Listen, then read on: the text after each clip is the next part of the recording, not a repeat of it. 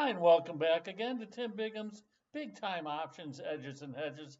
Taking a look at UOA today, unusual option activity today, and certainly saw some very unusual and big option activity in Global X Cybersecurity ETF BUG.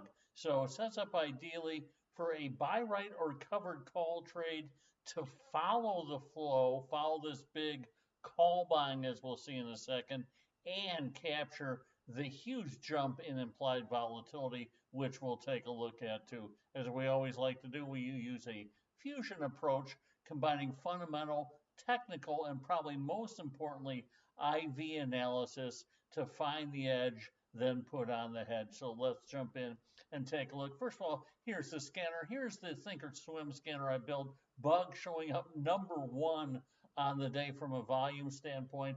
Over 33,000 contracts trading on the day for Bug, April 25 calls, that particular series. Here's the actual scanners you can see. And as I use always, a jump in implied volatility, an important component of my scanning, right? It just doesn't identify big volume, but big volume that moves the implied volatility.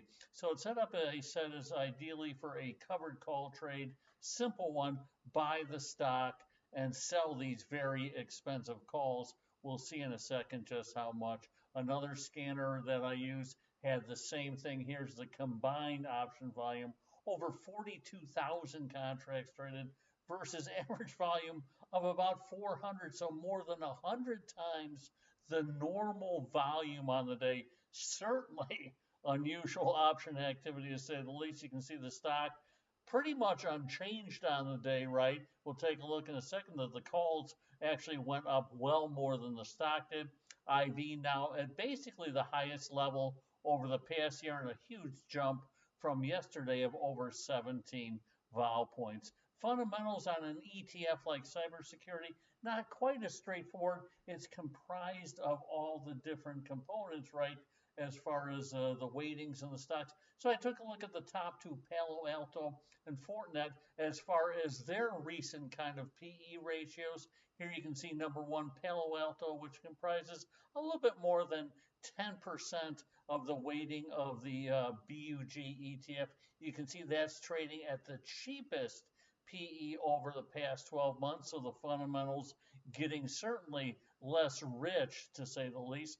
Fortinet also back down to basically the lowest levels of the past 12 months as well, trading just over 30x. So multiples contracting, making it much more attractive to get into the trade. We also like to look at the technicals. You can see Bug ETF, the cybersecurity ETF, got absolutely taken out to the woodshed, right?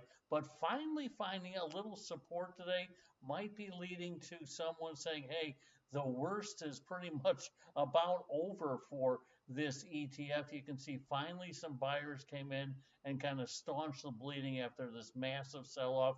You can see 9-day RSI dip below 20, now back above there, starting to curl. MACD getting to the lowest readings over the past year, another sign of being oversold. Bollinger percent B negative, looking to turn positive, trading at a huge discount to the 20-day moving average. And more importantly, you can see IV, mostly because of that big call buying, but because of the sell-off a little, at pretty much the highest level outside a brief period back here of the year. So sets up ideally to sell options, because IV is just a fancy way to say the price of the option. And speaking of IV, we can take a look at the IV. Here it is. You can see the huge lift up, right?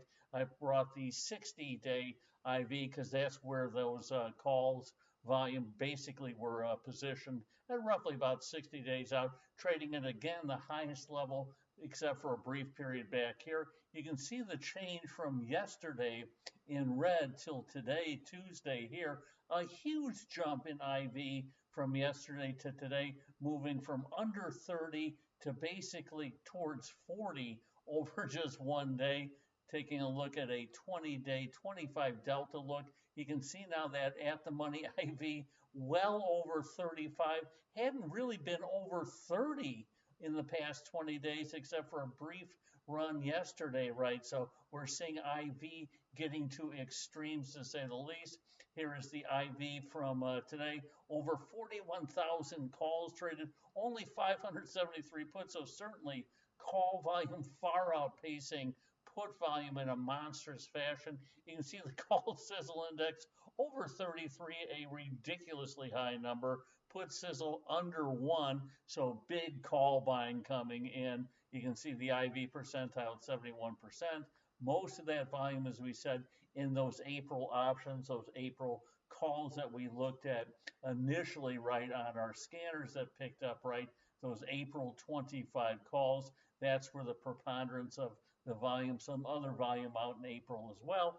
Taking a look at a 60-day at the money call IV, you can see that huge lift from yesterday to today. So a massive spike, right? So we're looking to sell the rip and then wait for the dip, lean bullishly with that call buyer out there, and take advantage of the fact that that call buyer for this size of an order in a fairly lightly traded name had to pay a lot to get into the trade we're willing to sell it. So that's set up ideally for a buy right trade, buy the stock, sell the call. So I just took a look from yesterday to today. So yesterday the stock closed at 24.30. That April 25 call, right, which led the list of names on the scanner, right, closed at 83 cents.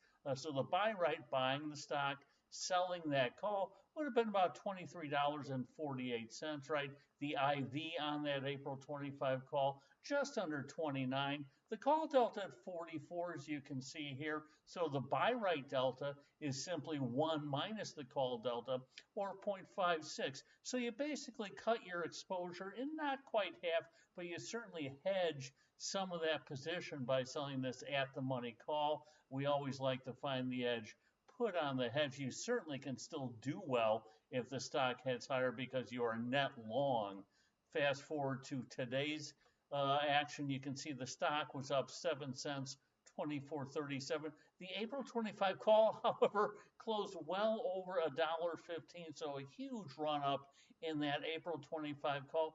That buy right got much cheaper, even with the stock being up on the day. Normally, you expect the buy right to be a little more expensive, at least. Why? Because we saw that huge jump in implied volatility, now over 38, right? All because of that big, massive call volume, the over 33,000 contracts trading on those April 25 calls. Interesting to note the call delta now at 47. So the call delta went up 3 deltas, right? Even with the stock virtually unchanged. Why? Because that also is affected by the jump in IV. So our buy right delta, right? We're actually a little less bullish, a little more, if you will, hedged by selling this call simply because of that IV. So taking a look at yesterday to today, we can see yesterday the stock closed at 24.30.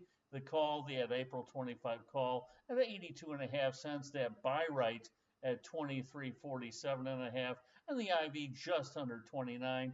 Fast forward to today, the stock at 24.37, up 7 cents. The call, however, closed at $1.17.5, up 35 cents. So the call was up 35 cents with the stock only up 7 cents, which makes no intuitive sense. Why? Because of this huge jump of 9 vol points, and especially on a fairly low IV name, that 9 vol points, right, from a percentage basis, we can simply take the 9-point move, right, and divide that by where it was previously, gives you that percentage gain of about 33% gain, right, on the IV. So that made the buy right 28 cents cheaper, right, even with the stock going up. So anytime you can kind of buy the stock unchanged, right, but sell the call for a much richer price and follow along with that massive call buyer out there,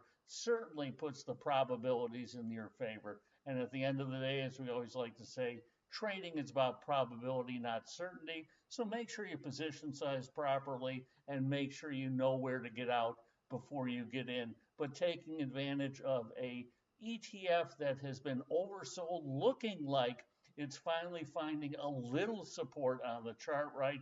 That is looking decent from a valuation perspective, right? With the two main components trading at the cheapest PE of the year, and probably most importantly, with that IV ripping to the highest level by far we have seen over the past 6 months, all adds up to a probabilistic edge. So until next time, this is Tim Bigham. Here's to good trading. Take care.